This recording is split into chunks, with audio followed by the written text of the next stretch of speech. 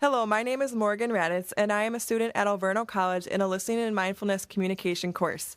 I'm here today with Jeff Miller from iHeart Media, located in Milwaukee, Wisconsin, for an interview podcast. What is the title of your position? I'm a producer. Why did this type of profession interest you, and how did you get started?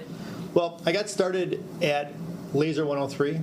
Right out of college, I was lucky enough to get an internship. I was writing the news for Maryland Me. But before that, I have to believe that my first thoughts of doing anything in broadcasting was because I listened to the Brewer games, and I loved listening to Bob Uecker, and my parents would let me listen to my radio under my pillow when I went to bed at night. So I always wanted to be that guy on the radio. And I think that's what kind of got me to where I was going. Now we are going to continue with our interview topic on listening and mindfulness and how it connects to Jeff Miller's work environment. What kinds of decisions do you make in your profession that involve listening skills?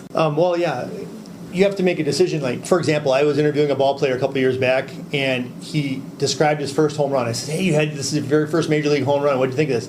And he said he used a reference in there that wasn't exactly a swear, but it was a little bit off color. Got in trouble, or I would have gotten in trouble because I said something that wasn't appropriate on the air. So you always have to be listening to what they're saying.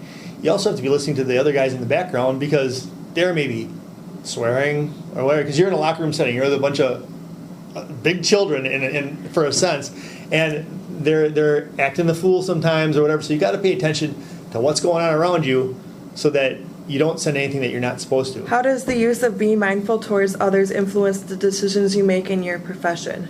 That can go a couple different routes. It can be very literal, as be mindful of people around you. When you're there and you're interviewing players, a lot of times you're in what's called a scrum, and you have like 15, 20 people all there trying to get, with their arms extended, trying to get their recorder out. Well, to be very literal and be mindful of people around you, if there's someone there and you know they really need to get this, you're not going to block them out. And the other way of being mindful is, for example, there was a time where we were in the Brewers clubhouse and we had just found out that one of the players' family members had passed away. Well, being mindful of that, you maybe don't go to that player and interview him that night. And if you do, you really don't bring up his personal problems. So you got to always be aware of what's going on and not be aloof.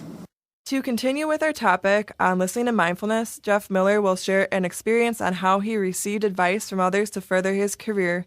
We all know it's not what you know anymore, it's who you know. Mm-hmm. And the more people that you know in your industry, the better chance you have of succeeding. Networking is key in everything, but especially in the media. In conclusion, it helps to know listening and mindfulness and how it has an influence on those around us. As a future professional in training, it is never too late to develop your listening and mindfulness skills.